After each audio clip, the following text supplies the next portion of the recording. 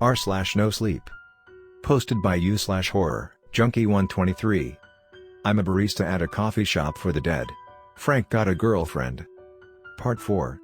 Yep, this is going to be a Frank segment. It's his time to shine, and as much as it pains me to tell this story, I don't think I can leave it out. So, here it goes. In case you've forgotten, Frank is the biker with the gnarly road rash seared into his face.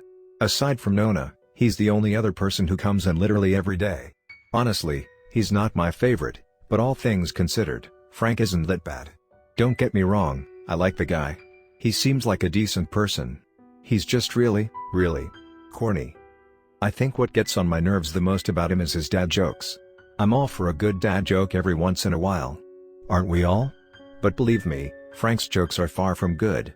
He cycles through the same ones over and over again like a broken record. Ugh. It gets my blood boiling just thinking about it. Okay, sorry for ranting. Thanks for coming to my TED Talk. On to the story. I was around 6 months into working at Aftermath when this occurred. I wasn't really a newbie anymore, and I was seasoned enough to notice when something seemed off. It was Steven who pointed it out, though. "Hey Kala, have you seen Frank lately? I think it's like 3 days since he's been in," Steven said while wiping the counter. "No, come to think of it, I haven't seen him in a while either. Maybe, hopefully, his time is up. I mean, people come and go all the time, don't they?" "Yeah, maybe you're right. Frank doesn't seem like a bad guy. His time must have been pretty short," Steven mumbled, averting his gaze. "Hey, cheer up. I'm sure that you don't have much longer. You're a great person in my eyes," I reassured him, shooting him a grin. "I'm glad at least someone thinks so." I didn't even have time to respond, because a customer shoved open the door before I could. I'll give you one guess as to who it was. Ding. Ding. Ding. We have a winner. Yep, it was Frank. Speak of the fucking devil. It was like we'd summoned the smug son of a bitch just by saying his name. Normally, I'd roll my eyes and start whipping up his usual espresso. But that day was different. Because Frank wasn't alone. He waltzed through the doorway with his arm wrapped around a gorgeous brunette. And when I say gorgeous, I mean gorgeous.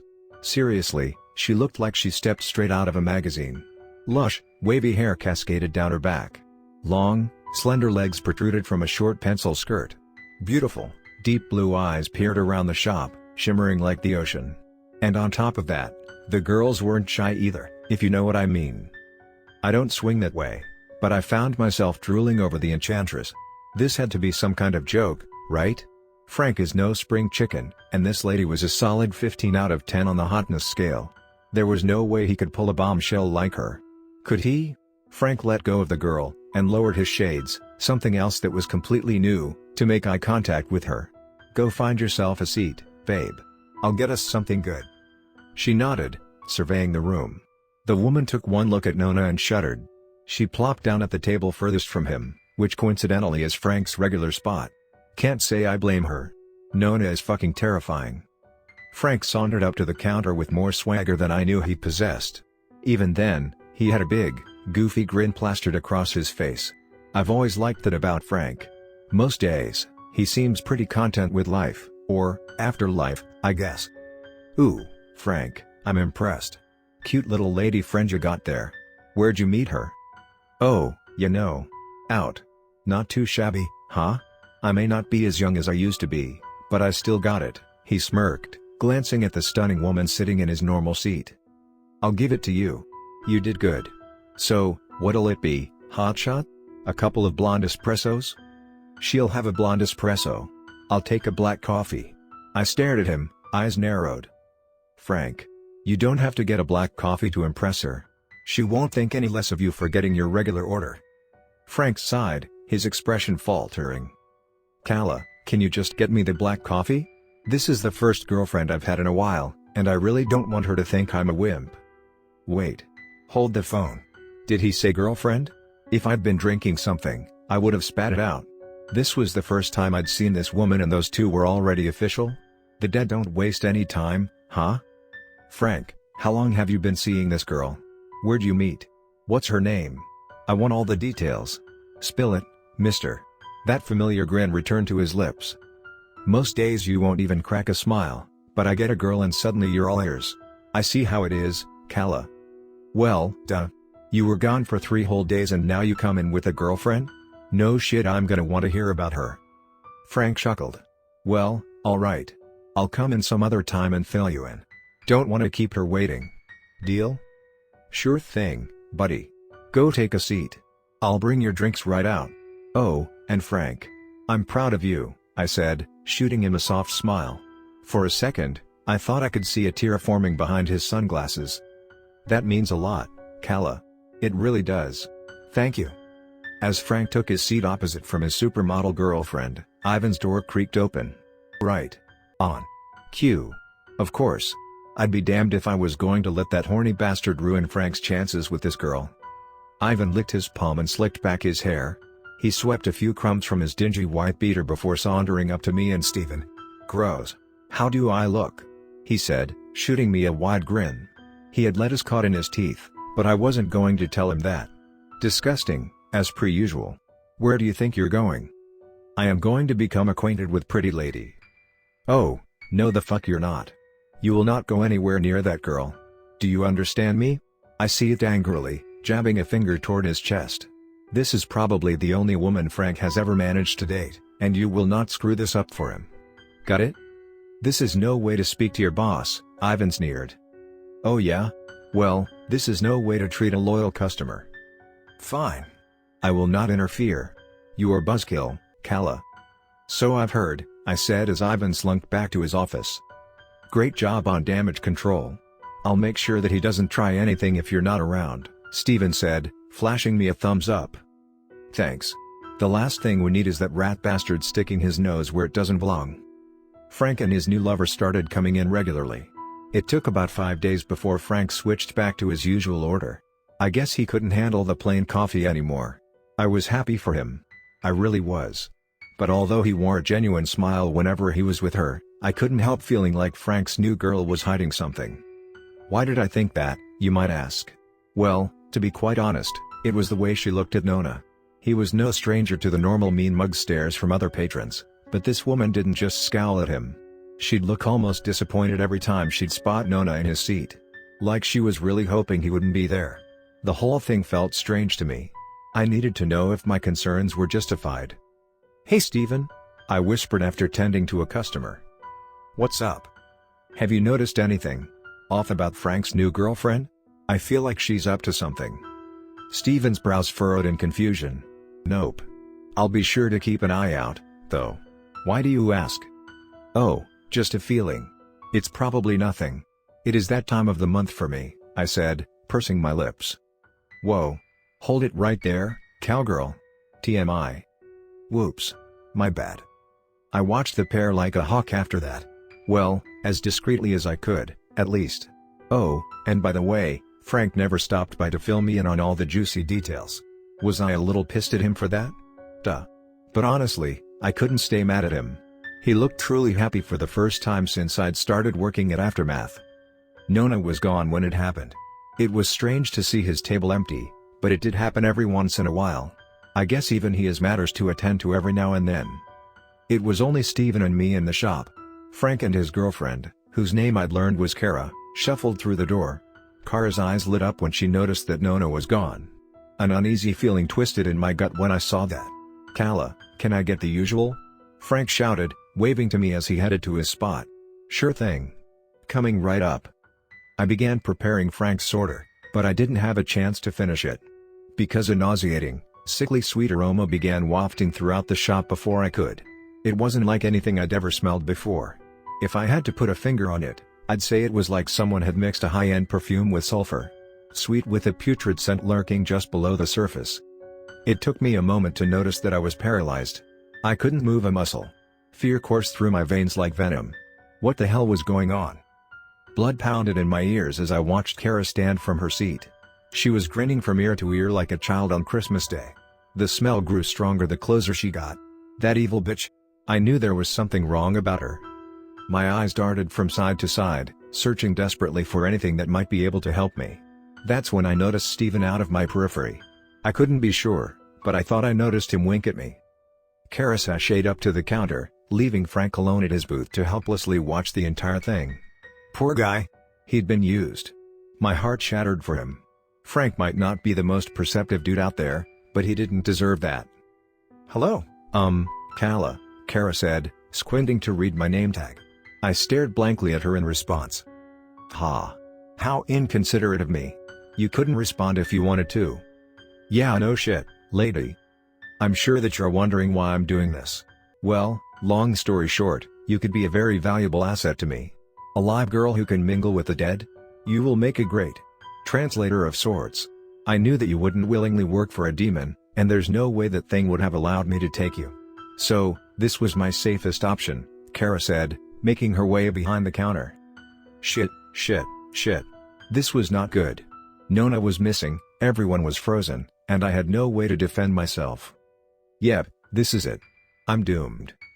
My heart pounded against my chest like a jackhammer as Kara whispered into my ear. You're going to make a wonderful pet. I clenched my eyes shut. This couldn't be happening. I was going into shock. Then, I suddenly felt something warm spray the back of my neck. I opened my eyes. The smell was dissipating and I was beginning to regain mobility of my limbs. I slowly turned my head. My eyes grew wide as saucers when I drank in the scene before me. Stephen was holding a bloody knife. Kara writhed on the ground, desperately trying to stop the bleeding, to no avail. She had a deep laceration on her neck. I watched in horror as dark black blood pooled around her body. That was the first time I'd seen the light snuffed out of someone's eyes. That's something that I hope I never have to bear witness to again. Once her body stilled, I glanced up at Stephen. He looked completely out of it. Like he'd never expected to have to do something so heinous. But eventually, he noticed my stare and abruptly snapped out of it. Her power didn't work on me. I can't smell. The shop closed early that day. Ivan called to have the cleaning service take care of the body. Fortunately, they were able to squeeze us in the same day. I was in a state of shock, but Stephen had it worse than me. He actually had to murder someone to save us. That would take a toll on anyone, living or dead. Frank, Stephen, and I were sitting at his favorite booth waiting for the cleaning crew to finish up. Of course, Ivan had a problem to take care of at the worst possible time, so he left me and Stephen to close up shop. Fucking asshole. Way to treat your employees. Guys, I know I've said it before, but I'm so sorry. I never would have guessed that Kara was a demon, if that's even her real name. I should have known, though. No woman that hot would ever date a loser like me, Frank said, breaking our tense silence. Hey, don't talk like that. You had no way of knowing. And you're not a loser. You're a cornball, but you're no loser, I said, flashing him a soft smile. Thanks, Kala. That's nice of you to say. A weak grin began to tug at the corners of his lips. What a shitty situation. The cleanup crew waved to us as they carried the body bag out the door. Frank and I returned the gesture. Stephen didn't even look up. Well, I guess I'm gonna split. Got a lot to think about. Are you two going to be okay? Frank asked, standing to leave. Yeah. We'll be fine. Eventually. See you later, Frank. Bye Kala. Bye Steve-o. I'm gonna mop the floor before we go. I won't leave you here. Take as long as you need. I started to stand, but Stephen's fingers suddenly wrapped around my wrist. Kala, wait. There's something I need to tell you, he muttered, glancing up at me. Tears were brimming at the corners of his eyes. My heart dropped into my stomach. This was really getting to him. I quietly returned to my seat and Stephen released his grip. Do you remember when you asked why I was here? In the in-between? Vaguely, I think, I squeaked, eagerly awaiting his reply. Well, all this has gotten me thinking. I've decided that I'm finally ready to tell you. Stephen, you don't have to. I'm fine with no. No. I need to get this off my chest. I've been carrying this around for too long. I have to tell someone, he said. I nodded, motioning for him to continue. So, I'm sure that you might have put the pieces together based on my lack of physical injuries. It's fucked up, you know. The dead have to wear what we die in forever. We can take it off, but it'll just appear right back on our bodies the second we do. That's why I've always worn this black long-sleeve shirt under my uniform. It's what I died in. I always wore long sleeves, even in the summer. And this is why, Stephen said, rolling up the sleeve over his left arm. His skin was racked with track marks. Angry, red sores glared back at me. My mouth fell open. It was all starting to make sense. I was a junkie. I'd do anything for a fix. And I mean anything. I've sold my body, pawned stolen items, conned people out of money. All to get high. But the worst thing I've ever done, what cemented my place here, it. Steven trailed off, choking back tears. I placed a hand on his shoulder. It's okay. You don't need to tell me if you're not comfortable with it. But I do. Jay, just give me a second. I can do this. He took a long, deep breath. With his nerves in check, he continued. One night, I was high as per usual, but I wanted more. I was already so fucked up that I didn't know where I was, but I was fiending. So I found a random house at the end of a cul-de-sac. It seemed familiar, but I didn't pay that any mind. I peered in the window. I could only see a woman sitting in an armchair watching TV. An easy target. So I smashed the window and climbed in. She wasn't scared, though. And that pissed me off. The woman was talking to me, trying to calm me down. But I was so screwed up that I couldn't hear what she was saying. He paused, steadying himself. I could tell that this was taking a toll on him. I felt like I wasn't supposed to hear this, but I couldn't just walk away. I had to listen. I couldn't hear what she was saying. Maybe if I had, I wouldn't be here right now. But I wanted drugs. And this woman had money to buy them. I'll never forget the look on her face when I shot her. Her eyes were so sad. So disappointed. And that's when I recognized her. I betrayed her. How could I do that to her? I couldn't take the guilt. But I could take her money. As she bled out on the floor, I rummaged through her purse and took any cash I could find. Once I sobered up in the morning, the weight of my actions came crashing down on me. It was all too much. So, I overdosed. I failed her. Kala, I'm a monster. I deserve to be here.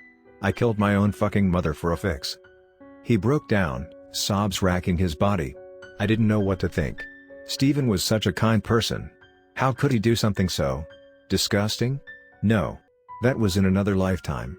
He was a new person now. I wrapped my arms around the trembling boy before me. I held him like that for a long time. I felt like a mother consoling a child, and I had no earthly idea what to say. I just knew that I had to be there for him, no matter what it took. Eventually, Steven's cries died down. He glanced up at me through teary, empty eyes. I felt so horrible for him. He'd been through so much.